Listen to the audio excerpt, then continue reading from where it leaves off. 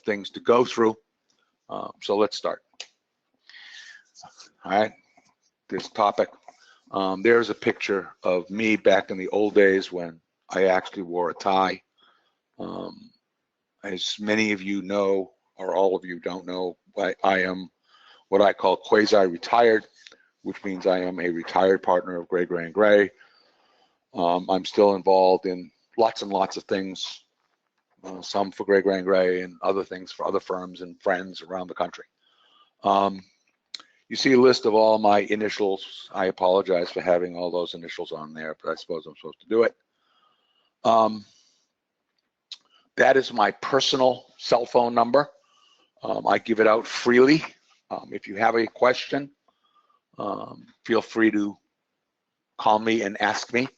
I usually have my phone with me. I try and get back to all phone calls within a day, depending where I am, assuming we're not traveling, which we do a fair amount of. After that is my Gray, Gray & Gray email address, which I still use and you can use. And after that is my personal email address, which a lot of people use, and you are also free to use. You can send to any one of those to contact me if you need me or want me or whatever reason you have.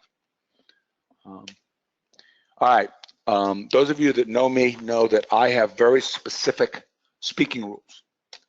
Rule number one, and you know, it's even increasingly important, I believe, in this world. I will do my best. I will try very, very hard not to be political. I believe it is inappropriate for a speaker of this, any kind of tax topic, to be political in nature. You can be political in a question that you ask as long as it is polite.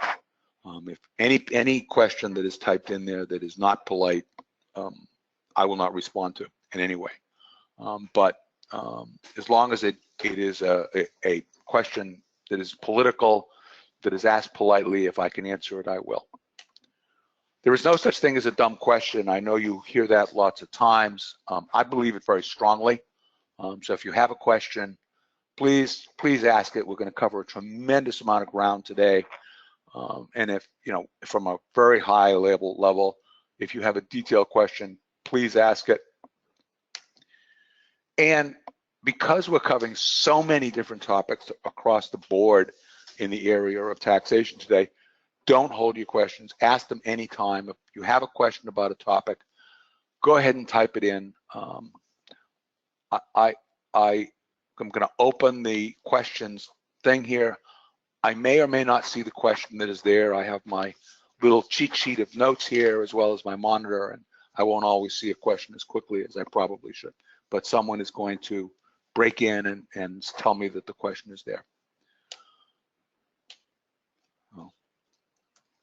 Okay.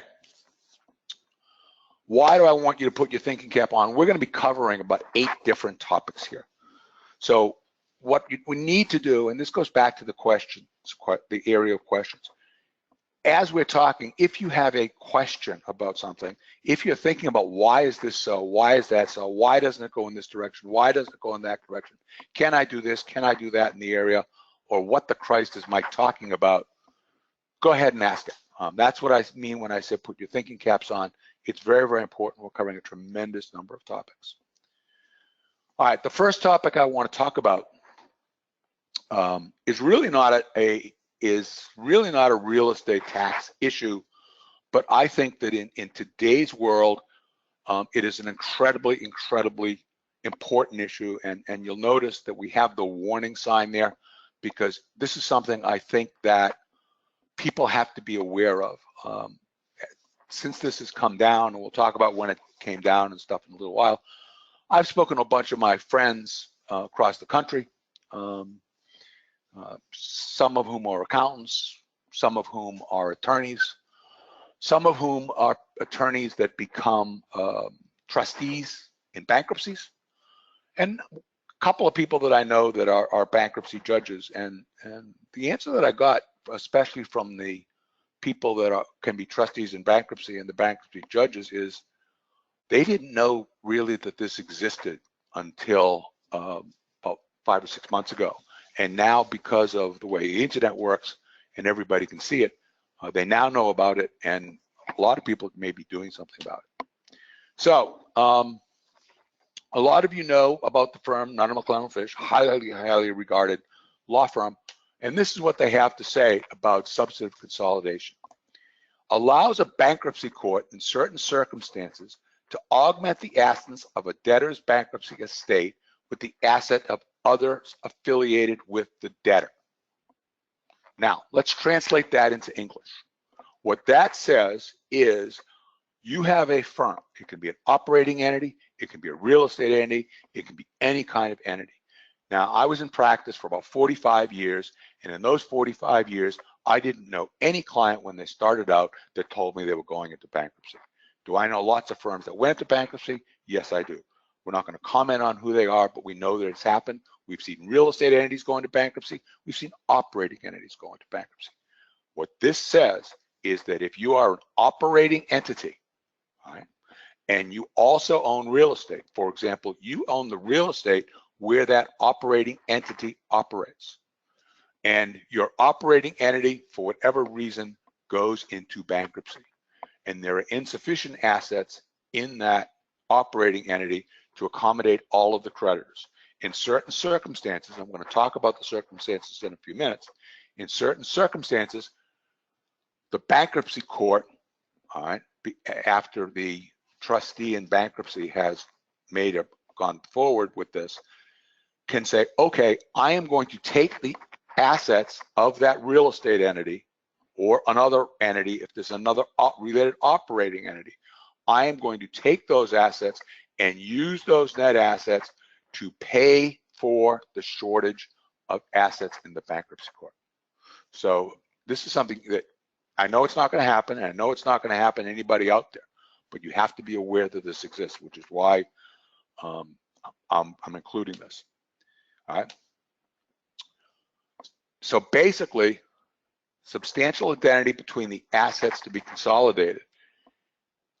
Now, what's important here, okay, and the case is down the bottom if you want to read it. And one of the reasons that this is really important, and one of the reasons that I felt it was important to put into this seminar, is if you look at the lower right-hand corner, you'll see that the funny little letters there, MAS. Some of you may know that that stands for Massachusetts. This is a bankruptcy court proceeding that happened in Needham, Massachusetts.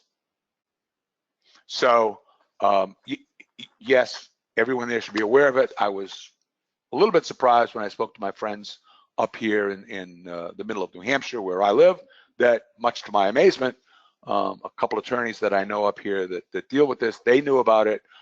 I spoke to a very good friend of mine out in Denver, and much to my amazement, they knew about this, and they function as a trustee in bankruptcy. So basically, they didn't know about this before this because it was very rare that this actually happens. Now everybody knows it because basically in the internet world, things happen very, very quickly. I want to read this, or you can read it. If substantial conduct occurs, likely that certain creditors will benefit, others will not.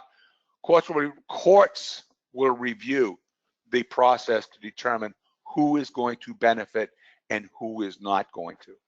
Think about that for a second. The courts will determine who wins and who loses. Now, when I saw the list, and one of the reasons that I wanted the list is to see whether certain types of entities are on there, and the one I wanted to look at specifically was whether there were any banks on there, and I didn't see any banks on the list. One of the things you have to look at very, very carefully, and people have to look at very, very carefully, is now with this out here, bank guarantees, personal guarantees become very, very important. If you have two entities and one entity is lending to the other, make sure that the documents are very, very clear, that the loan document's in place, that the interest rate is reasonable. If there is collateral, that the collateral is reasonable, that the guarantees are reasonable.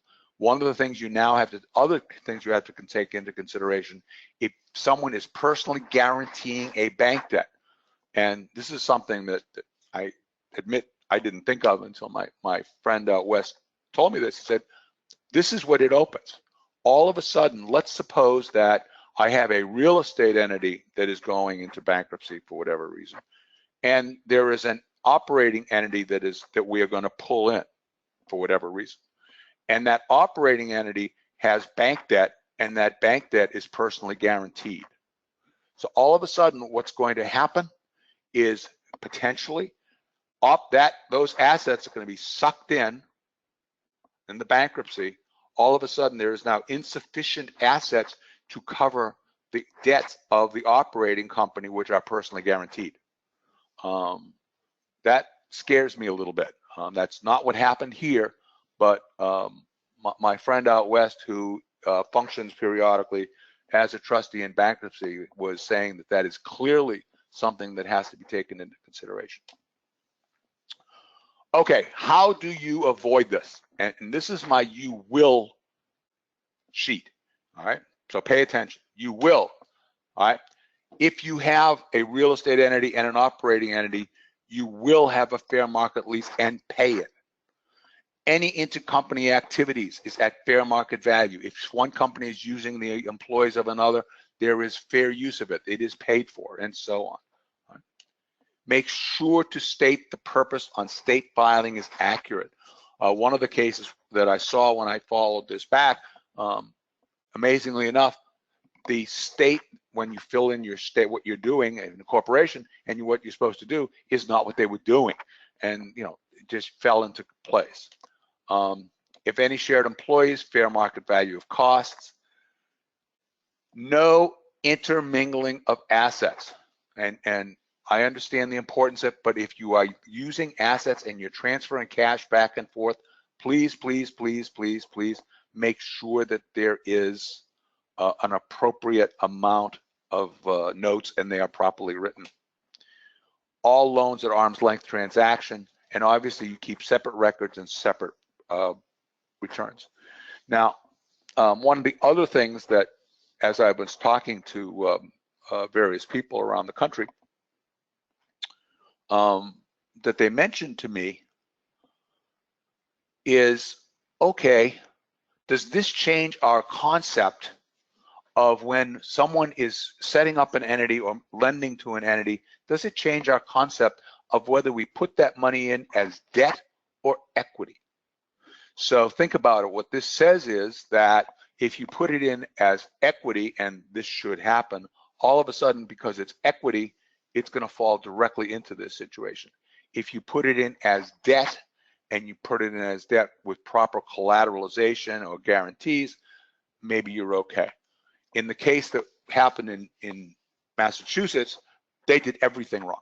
Absolutely, absolutely everything wrong. There is another case that has come down where the trustee in bankruptcy lost because basically everything was set up appropriately. Please, please, please, if you're advising any business, make sure they're aware of this. Make sure that they are following this formula. All right. This is very, very much a case where, and we hear the topic all the time, where the substance of the transaction, the reality of the transaction, is going to eclipse the form of the transaction. And that is something that, you know, you hear those terms all the time. This is absolutely a case where it is true. So just be aware of it. Like-kind exchanges. Excuse me. Please be aware that like-kind exchanges is a topic that we could talk about probably for 8 hours. We are going to be skimming the surface here. If you have a question, you can ask it here, call me later, email me later, and we will do what we have to do. So, like-kind exchanges. Basically, a like-kind exchange is a pretty simple situation. It is a pay me now or pay me later. Do I make my sale, pay my taxes, or do I do a like-kind exchange of property, exchange one property for another, and avoid paying tax until sometime later in the future when I actually make a sale. So the first question is, what types of property can be used in a like-kind exchange? And the answer is very simple. It is property that is used in a trade or business. So the first thing that you have to recognize is that you cannot do a like-kind exchange of your residence. You cannot do a like-kind exchange of your vacation home. Right? You can do a like-kind exchange, right, in real estate of just about anything in real estate. You can exchange a commercial building for a ranch. You can exchange a ranch for developable land. You can exchange that developable land for an apartment building.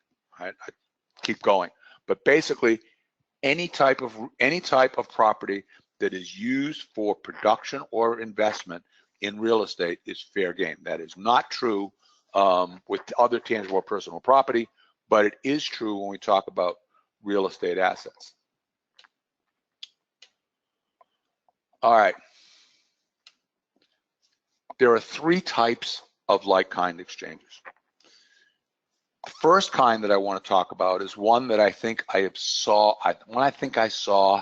once in 45 years, and that is a direct exchange. And basically, in that situation, basically, I own an apartment building, you own a commercial building. Both of them are worth $2 million. You're my buddy. You want my property. I want your property. We go to the registry. We go and have it exchanged in the registry of deeds. Direct exchange. No harm, no foul. There is things that have to be declared on your tax returns, but basically that's it. Like I said, I think I saw it once in 45 years. However, the most common type of like-kind exchange is what's called a deferred like exchange, and I put Starker in there because Starker is I don't remember how old the case is. I probably should have looked it up, but it is a very, very old case. And wait a minute, hold on. Somebody wrote something here. Hang on. If I sell my primary residence and assume my profit would be much more than $250,000, I assume you are single, how long would I need to rent the unit before it would qualify for 1030? I assume 1031. Would I have to rent it full time? The answer is, in order to convert it from one to the other, you have a situation where basically I would look to have at least several years, and would it have to be rented full time? Yes. You would have to be out of it. You are no longer living there. You are no longer using it as a vacation home. You have bought another home, and basically you are renting this property out. I've seen this done in as little as 6 months. Did I like it? Not especially. I would like it to be at least in separate tax years. I would prefer that it be at least 1.5 to 2 years, because basically you now have a situation where people are going to look at this, and it's the eye of the beholder. All right. So basically, if you have eye of the beholder, they're going to sit here and say, okay, what was the intent? We had a situation several years ago where basically we had someone that purchased some land in Martha's Vineyard, and we did it as the like-kind exchange, and basically 2 years later the person built a vacation home on there. Now, if we had known that basically the intent always was to build a vacation home on there, then I would have had a problem. But basically what we have here is we have intent, but you know, I would like to see at least 1.5 or 2 years in that situation. Okay, I hope that answers it. A deferred like-kind exchange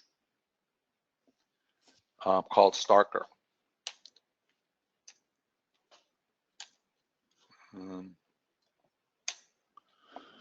You notice I have this in red because it is required. you must use a qualified intermediary. The question that people ask me all the time, how much is a qualified intermediary cost? Several $1,000s, all right? Probably, and again, I haven't done this in a few years, but it's probably somewhere between $3,000 and $6,000, maybe slightly less.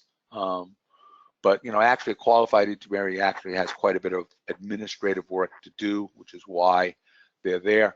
And basically, they are functioning to some degree as a holder of money, and they're functioning also as holding property. So, they earn their dollars. Okay. In the like-kind exchange world, we previously talked about the importance of substance over form. At the end, we're going to really hammer this home with something else. But like-kind exchanges, form is vital. Calendar is vital, and it is locked in stone. It cannot be moved.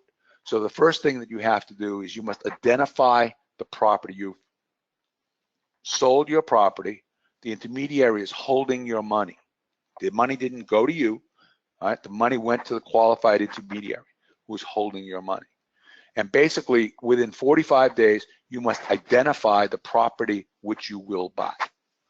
So you have 45 days to figure out what you're going to use that money to buy. All right? And the exchange must be finished in 180 days. Locked in, no extensions, no nothing. All right?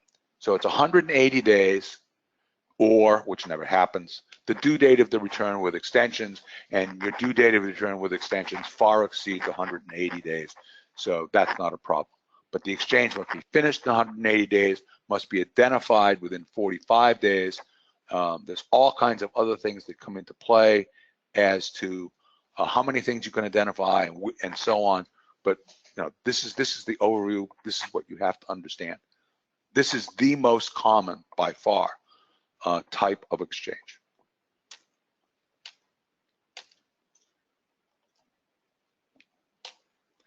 Okay. There is something that's called a reverse exchange. It's called reverse Starker. Right? So in a reverse Starker, this is the opposite of what we saw before. So in a reverse Starker, what happens is you actually have a great big pile of money, and you have some real estate. You want to sell that real estate, all right? But this real estate that's over there is for sale right now, and you want it. So basically, you go out and you purchase. Hopefully, I believe in using qualified intermediary again to do this, by the way. Qualified intermediary, purchase this with your money. It is holding for you.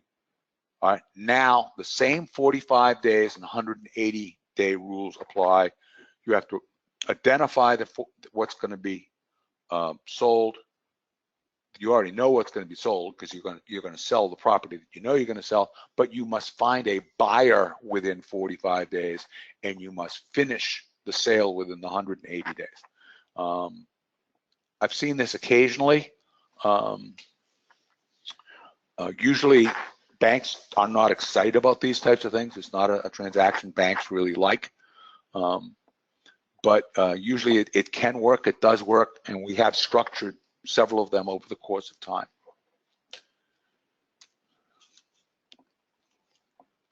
Okay.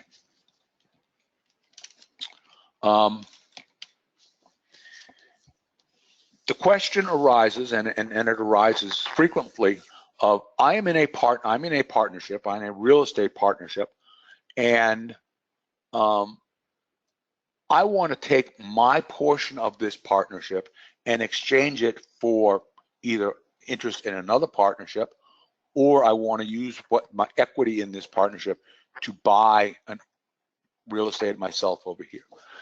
And the answer is very simple. You cannot exchange partnership interests. Code is straightforward.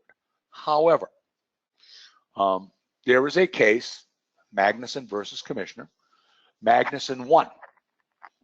And people call it, and it is actually fairly accurate, it is called a drop and swap, which is colloquial for what actually happens here. What actually happens here, and again, we're going to not go too deeply into it, but what happens is pretty straightforward. Basically, the partnership, and partnership obviously has to agree to this, the partnership is basically going to dissolve, and they're going to drop the asset, the real estate, into tenants in common. Right? And that person now owns a tenants in common. And basically, they can now take their tenant in common interest and swap it over on the other side for another tenant in common interest and do the exchange.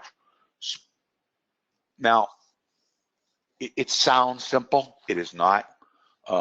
Dissolving into a tenant in common, basically, I know there's a couple attorneys here.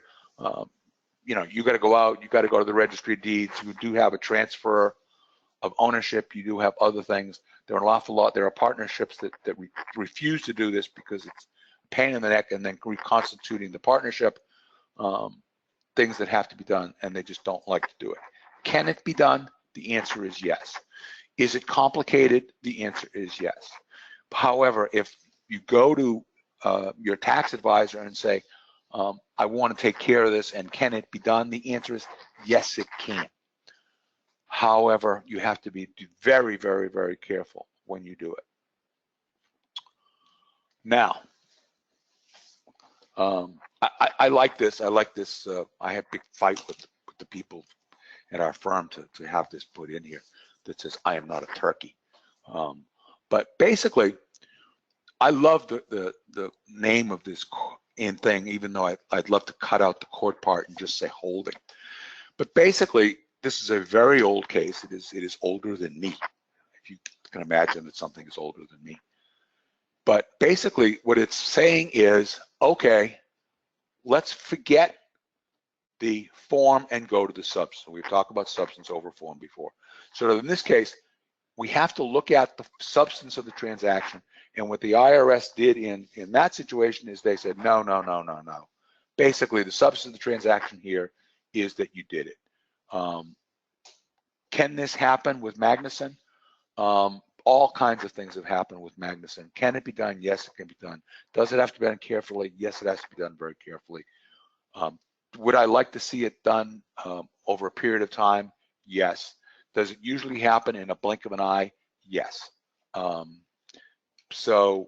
But you have to be aware. Please be aware. It is not something that is easy to do, but it can be done. Okay. I have my little calendar there because in all exchanges, the time that's involved is final, is definitive. You cannot change the dates. The dates are in stone. When you're doing a starker, a reverse starker with a qualified intermediary has no leeway. Right? I told you they absolutely positively earn their money. They earn their money by saying, yes, you can, no, you can't. So that's the way it works. All right. Like-kind exchanges also get into the question of related parties. So I own a building, my brother owns a building. Can I just swap buildings? And then he sells the building because he's lost interest 6 or 8 months later. The answer is no. Related party transactions, except in very, very rare situations, means that you have to have 2 years. There is a question here. What is the period of time you recommend having the tick for a swap and swap? I've seen it done in as little as a day. I've done it in as little as a day. I would prefer it be longer. Normally the other partners in the partnership don't want that. They want to reconstitute the partnership out of the drop and swap as quickly as they can. So I've done it in a day. I've done it in 3 or 4 months. It depends upon how long people are willing to do it. It is not something. It is not something that you do without very qualified tax people at your side, and they're going to tell you what they are comfortable with, and they are also going to tell you on the other side, depending what's happening on the other side, so that it does get complicated. But I've done it in a day. But you have to sit there and talk to the tax advisors that you're working with, the tax accountants and or tax attorneys that are involved here, and see what they're willing to do.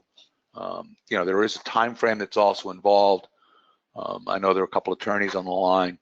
There's also things that take time. It takes time to go to the registry of deeds and change the ownership and change it back and put out together a new partnership agreement and all kinds of other things that are involved. But I've done it in a day, so that's your answer.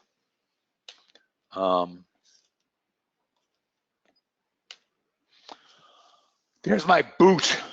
All right. I wanted to take a picture of my wife's cowboy boots that we got in San Antonio a few years ago, but I got this one instead. Boot is very simple.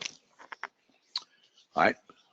Boot means that if you receive boot, and again, we can talk for a long time about boot, but boot is the net cash received or the net debt reduction. If you have either of those, and you know, I didn't put a calculation in. The calculation gets incredibly complicated in a lot of situations. But if you have either of those, it is income. And all of a sudden, you get into the question of what kind of income. And in the vast majority of situations, you're going to wind up with ordinary. You can have ordinary income here. But you know, you have to sit and see what it is you're doing, what it is, what your recapture situation is, what kind of assets you're swapping, and so on and so on. Gets incredibly, incredibly complicated. But you know, I see exchanges all the time. You have to be very, very careful with all exchanges to make sure that there's not boot involved. Now, okay. Once again, I was in practice for 45 years, and I've been up here in central New Hampshire looking out my front window at the mountains for about 4.5 years and helping people when they call and whatever. I've never used this. I've never seen anybody use this. However, it does exist.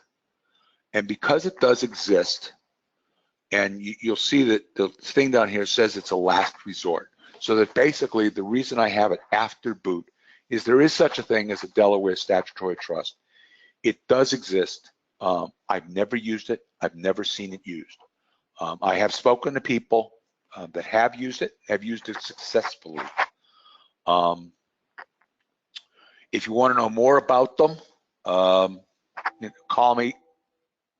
No idea what that was. Call me and we can talk about them. Go online and there's plenty of things that you can read about them if you go out and use your favorite search engine and look them up. They do exist. It is a way of avoiding boot. I've seen it used successfully. I've spoken to people that have used it successfully. I have not. That doesn't mean it's good, bad, or indifferent. But again, everything I've read about it, everything I've talked to people about it that have used it, is absolutely a last resort to use in a like-kind exchange. Okay. All right. This is as close as I'm going to come to a political statement, I hope. I have no idea whether or not we're going to have tax reform, and if we're going to have tax reform, when it's going to happen and when it's going to be effective. End political comment. However, one of the things that has been a target of tax reform, potential tax reform in the past, and is on several of the pro forma tax reforms that I've seen that have come by, my desk from various entities. Like-kind exchange is absolutely one of the things that is on the target for tax reform in order to pay for all the other things.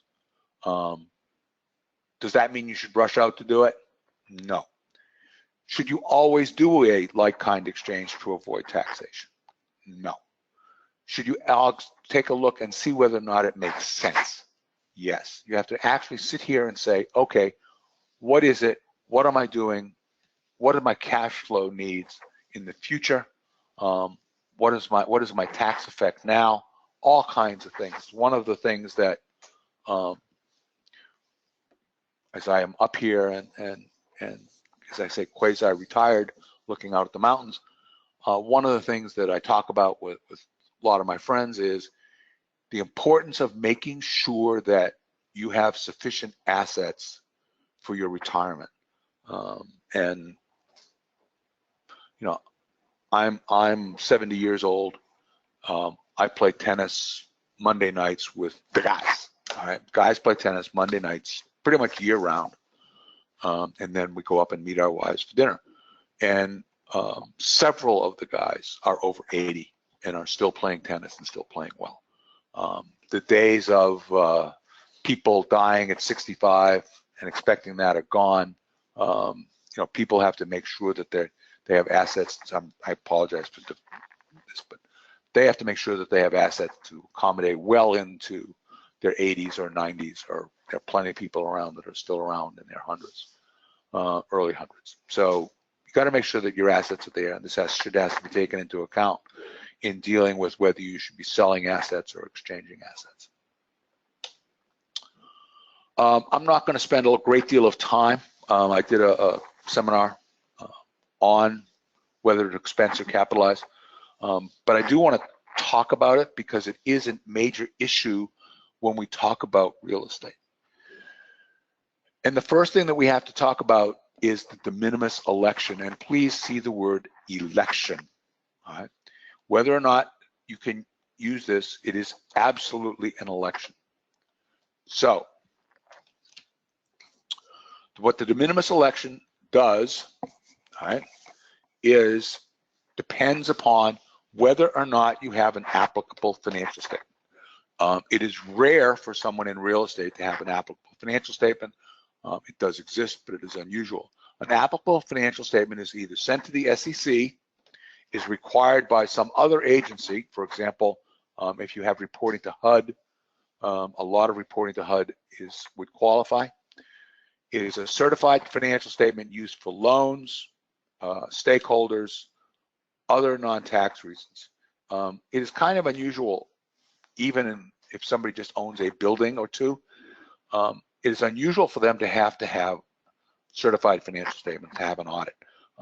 That would be unusual. It does exist, but basically those are the reasons that you can have an applicable financial statement. Why is that important? I'm going to make another minor political statement here, and I apologize in advance. With an applicable financial statement, the amount that is considered de minimis is $5,000. If you do not have an applicable financial statement, the amount that is considered de minimis is $2,500. My political comment here, and is basically, somehow along the line, Main Street lost out. This is a discriminatory situation, but as they say in the vernacular, it is what it is. A lot of people fought very hard to make some changes here. We were somewhat successful, but not as successful as we had hoped we'd be.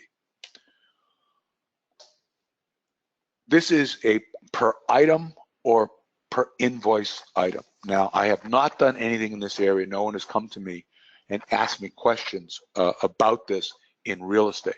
People have come to me and asked me questions, and I have helped some people in operating entities. And basically the question became, okay, how can I break this down? And the question becomes, and we're going to talk about something called unit of property. So is a unit of property, and let's talk about a restaurant, for example, is the unit of property in the restaurant all the tables together or each table separately?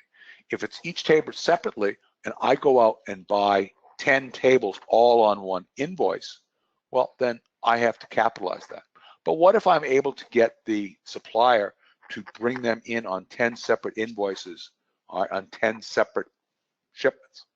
Well, then all of a sudden, it's my items can come into play, and my $2,500 or $5,000 could mean that I can actually expense those items. That's something that we've done in a couple of situations with people around the country. Every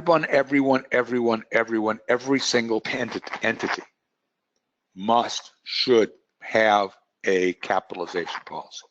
So what I've done, and I'd love to say that I wrote this myself and I'm not smart, but I'm not. Basically, I downloaded this from an attorney's website. It's absolutely fine. It's a perfect capitalization policy. Fill in the blanks and sign it. You know, you can do whatever you want. If you have somebody else that has one that's better, good. If somebody else wants to give one, good. I don't really care. Just have one. You should be using the value numbers. Should be the value numbers that are currently in play for de minimis. Please. Somebody asked me this question. Do not put a number in there that is less than the de minimis amounts. If you do, and the IRS comes in and they ask for this, you just lost that de minimis amount. So go forward with this and do it as I indicate. All right. I'm going to talk very briefly about 3 different things that the IRS has come along and said. These are IRS regulations, by the way, that has come along and said you must think about when you're talking about going forward. So the first thing is a betterment, and a betterment is something that ameliorates, I love that word, a condition that existed before or arose during the production of the property. In other words, I bought something, it was broken, I fixed it. And because I fixed it, it is a betterment to make it better. And that's called a betterment. However, this is more common. It is a material addition to property. So that, for example, if I have a rental property and I build a carport, right, that is a betterment, for example. If I have an apartment building and that apartment building has single pane windows and you say, wow, that's terrible and I can't rent because of it, and I go in and I say, all right, I'm going to make this triple windows, that's probably also a betterment because it increases the productivity or efficiency or strength of the property. Right? Now, I love this picture. I just think it's whatever. I like funny pictures. The other is that it adapts the property. All right? So an adaptation is something makes it into a new or different use.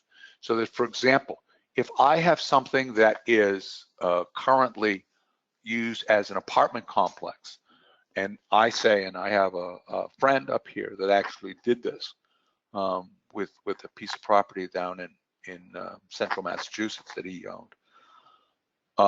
Basically, he took an apartment building and changed the apartment building to a nursing home, not a assisted living. It went from an apartment building to an assisted living building, and he went and adapted that building. And this would clearly be an adaptation for that. And the last thing, which I really didn't put a slide in, but it is something that is important, is the last one is called a restoration. And a restoration is kind of interesting. Long ago, back when I was a partner at Gray Equity Management, outstanding firm if you have a need for any type of money management or investment advice. They had a seminar, and one of the things they offered was a really interesting type of REIT, and we'll talk about REITs briefly at the end. And what that REIT did is it took apartment complexes and bought them slowly but surely, got all of the current renters out when their leases expired, and updated it. All right, they restored it to a better use. Right, it's still an apartment building. It's not an adaptation. It may be a betterment, but I like to consider it a restoration. And when they capitalized it, so they could then either rent it out at a much higher value or sell it off. And that's called, in my view, that's a restoration. Same thing would be true if you have an apartment building that is falling down, and you go in and fix it up so that it is restored up to its old use and current use. That would be a restoration. But now we get to the things that I really want to talk about in dealing with real estate. And this is something that people fought very hard for, and I call it a very small win. But it's a win none the same. And people have to understand, I'm not sure what the word small here means. So let's look at it. Small is defined in this case as an entity that has $10 million or less in gross receipts. Now, that's considered, that's the definition of a small real estate entity. Whether that's small or not, I suppose, depends on the eye of the beholder. But that's what the definition is. But this is the one that I really do not understand and do not like. And I've spoken to a couple people. I've spoken to people that actually wrote this, and I asked them to explain it to me, and they couldn't. But they put it in there anyway. But what it says is that each building unit of property is $1 million or less. So what they're really saying is that I can have several different buildings in my ownership, in my entity, but each of them has to be worth $1 million or less. Now, that doesn't make any sense to me, considering $10 million in gross receipts. I've spoken to people about this. They understand that it doesn't make sense. They are considering, big word, considering doing something about it. As they tell me, it's on their list. So, but right now, that's what the regulations say. Now, if that is the case, in addition to the de minimis rules, you can expense, don't hold too much breath, the lesser of $10,000, all right, which is clearly more than the de minimis rules, but the lesser $10,000 or 2% of the unadjusted basis of the property. So if the property is worth $1 million, for example, 2% of $1 million is $20,000. However, $10,000 is less than $20,000, so that my maximum that I can just expense is only $10,000. This does exist. It is out there. Every once in a while, somebody calls me with a question about it, but it does exist, and I don't think it is anywhere near as useful as it was intended. But it is not that way because of the limit of $10,000. And the second item, the building unit of $1 million or less, that really hurts whether or not it's useful. I want to define what a unit of property is. before we get into unit of property is a very, very important concept. It's a very, very important concept in operating entities. It's also very, very important in real estate. In real estate, we're going to talk about some really definitive answers here, but a unit of property is defined in the regulations as any items that are functionally independent. Now,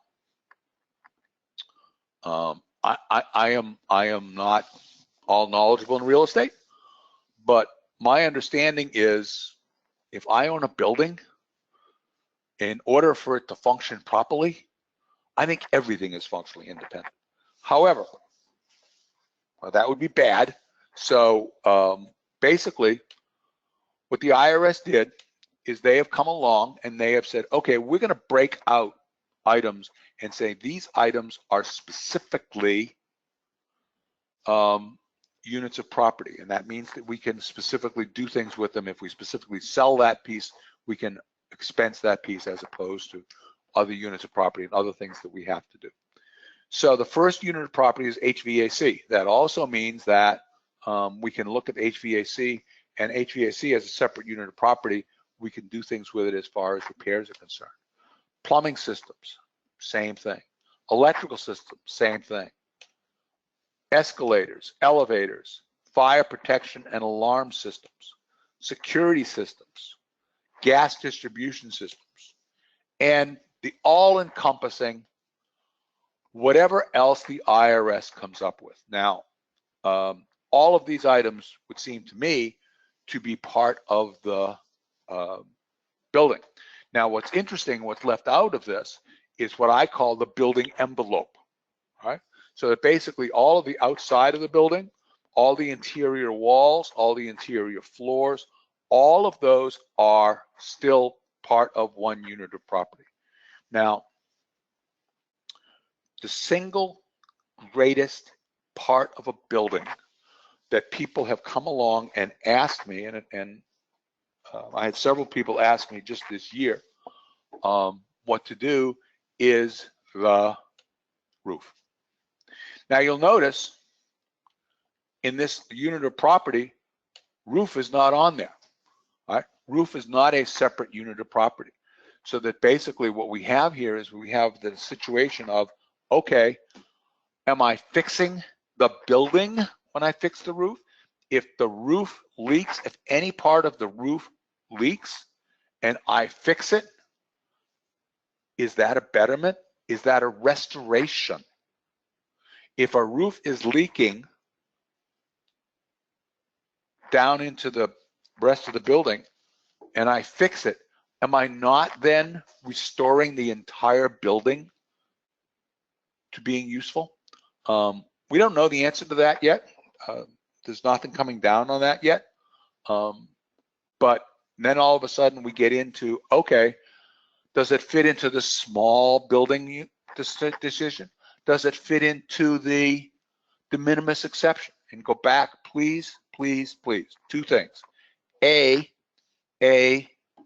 I'm talking like my Canadian friends. Number one, make absolutely sure on every tax return that is filed, every operating tax return that's filed, make sure that you make that election. All right, costs you nothing to make the election, to have a de minimis election. So obviously now, if I can get in under $2,500 and I have made the election, then basically then I now have a situation where I avoid that.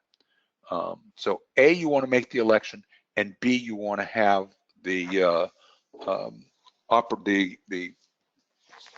letter in there that sits there and says, okay, there it is, and I gave you one that you can use, or use another one that is provided to you.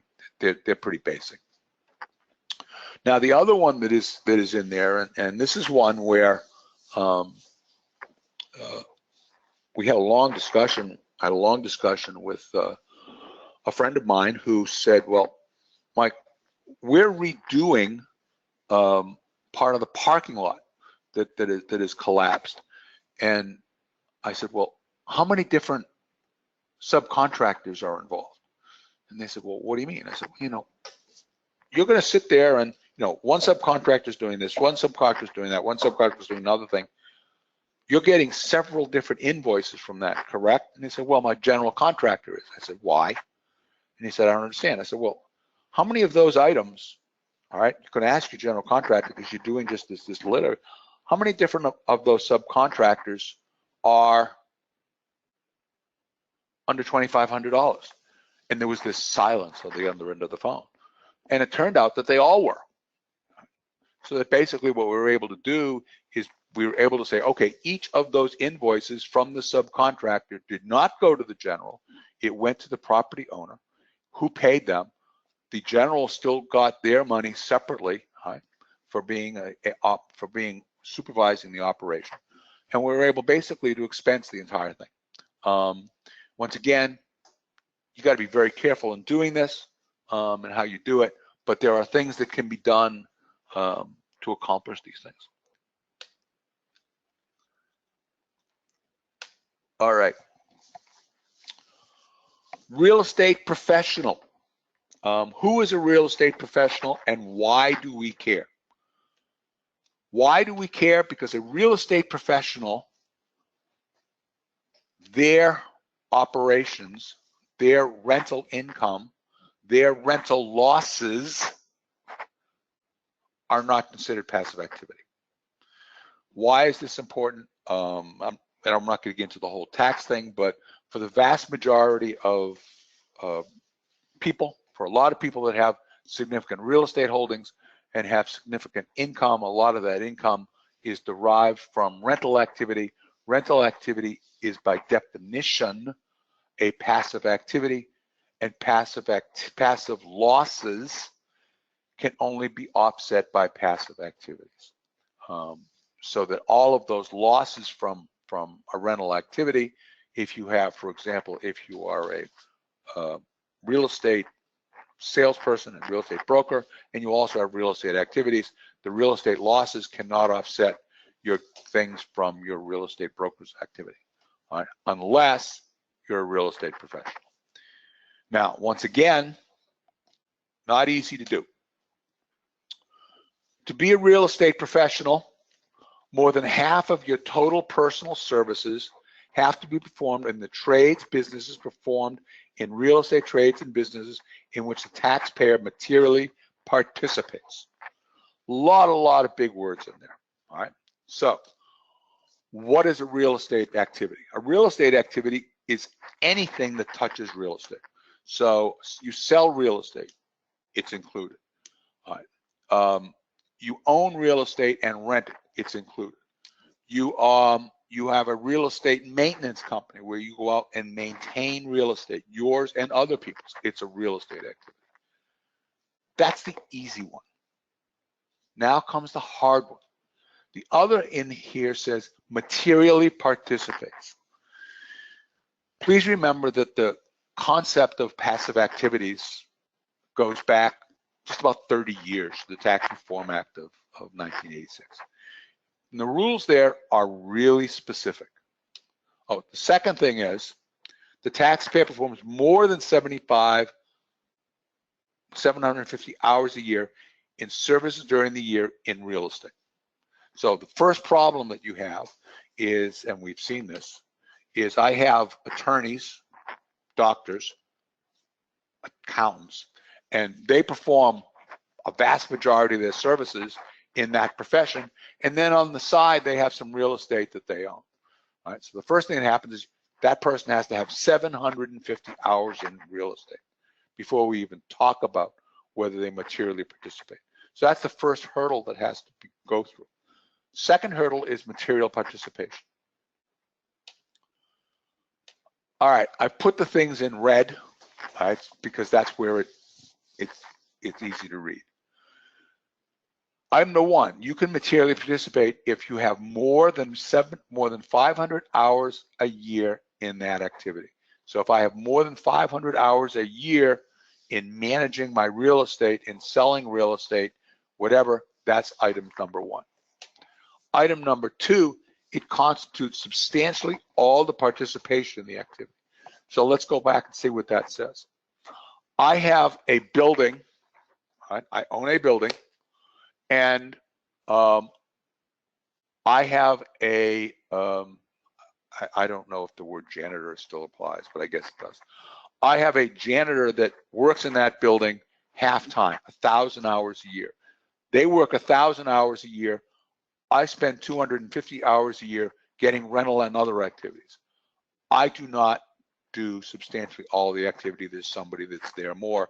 And the next one ties into that is that it is not less. I do more than 100 hours. I have 250 hours I do, but it is not less than another person.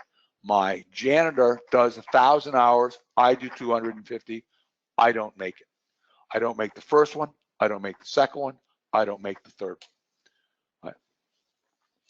The activity is a significant participation, all right, which means that I have basically all the participation in the building. I do all the janitorial work and everything else, and it's more than 500 hours.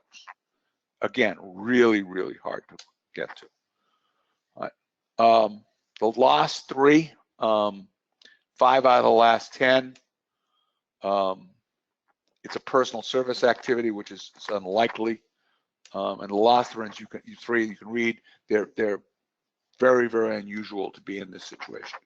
So that basically what you now have to have is you have to materially participate in this way. So that basically we really have to be directly involved in real estate on an ongoing basis in order to be a real estate professional and to, somebody just said, how much longer? It's 11 a.m. 20 minutes. All right. Real estate professional, please, please, please keep a detailed log in, because the IRS is going to look at it. And if you don't have a detailed log, you lose. All right. A dealer or investor, I'm going to go through quickly since somebody just asked. In order to determine whether you are a dealer in real estate, if you're a dealer in real estate, it's ordinary income. If you're an investor in real estate, you can have capital gains. So basically, the IRS says they're going to analyze the nature of the acquisition. How frequently do you do it? Were the actions to increase land's value like those of a developer or an investor? In other words, what were you really doing here? What was your activity? And did they spend a significant amount of time in the buying and selling of the property? Or did you use an agent? Are there any red flags? Was it done at arm's length, and so on and so on and so on? The important thing here in dealing with article or investor, a couple of years ago, a couple of my friends in CPA America from another very, very good firm wrote an article on this area. I have the article. It is outstanding. It went into a publication that I was the editor of, so that I made sure it was outstanding. I have it. If you want it, I'll be happy to send it to you. Call me, email me, whatever. And it's better if you email me, obviously, and I will email it back to you.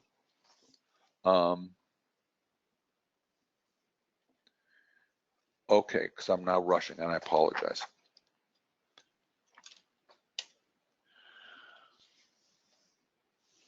People make the assumption that if you sell real estate, it is going to be, all of it's going to be a capital gain. Please understand that that's not true. I'm not going to spend a great deal of time talking about recapture and other tax traps. Just remember that your recapture of your real estate depreciation is 25%.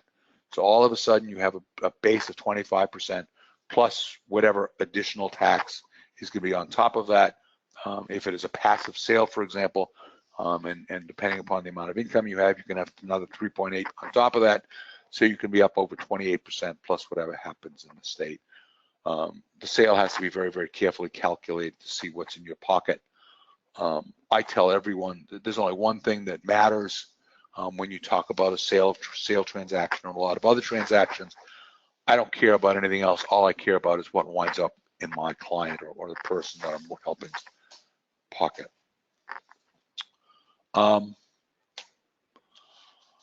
REITs.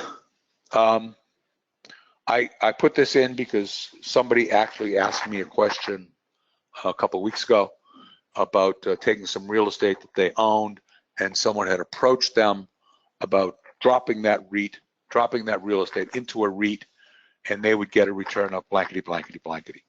REITs exist. REITs can be a very, very good thing. You can get a fairly constant return out of them. You have to be very, very careful with them. There are two types of REITs. And again, if you want to talk about REITs, call my old buddy Jim Danny Romano over at Gray Equity Management. He can spend the time and go through all the different things that you can and cannot do with REITs, and what you should or should not do. First type of REIT is a stock exchange REIT. Basically, these are REITs that are listed on a stock exchange. They can be bought, sold, anything else, just like any piece of stock. So it has liquidity. Second type of REIT, and this is the one that is actually much more common, is a private REIT. And basically, a private REIT is not listed anywhere. But what happens is that you have basically, if you're going to sell it, they may or may not buy it from you, may buy it back from you at a discount or whatever. But it is a private REIT. It is no liquidity whatsoever. So once again, if you're going into a private REIT, it is one of those things that, again, and understand that I'm old. I'm not old, but I'm whatever you call 70. And the question of liquidity is very, very much in play. So you always have to sit here when you're talking about REITs and you're talking about a lot of other things as to, are they liquid? Will you need the money? Will you be able to make that, take that safari that your wife wants to make, and so on. I've rushed through the last couple things.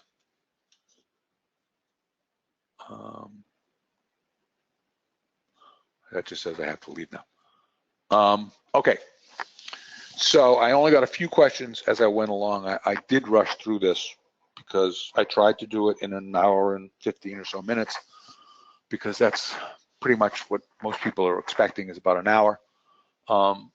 Please, if you have any questions, type them in.